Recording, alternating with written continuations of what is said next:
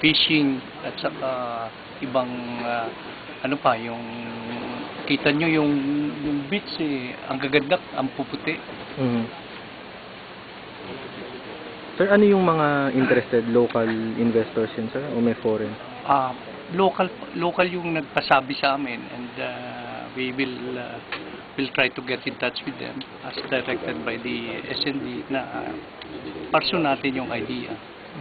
Ano sir yung mga gusto nilang development na wala, makita yung dito? lang, yung parang tourist diving or you just imagine kung lahat ng will be given a chance to come here. Lahat ng capable of paying will pay just to be here, di ba? Tapos sir, you mentioned na parang part of our claim dito sa island din, if we develop yung tourism. May connection din to national patrimony. Sa atin na ito, so we might as well develop it. Meron tayong mayor dito. Atin to talaga. We should implant that in our minds na this is part of our patrimony.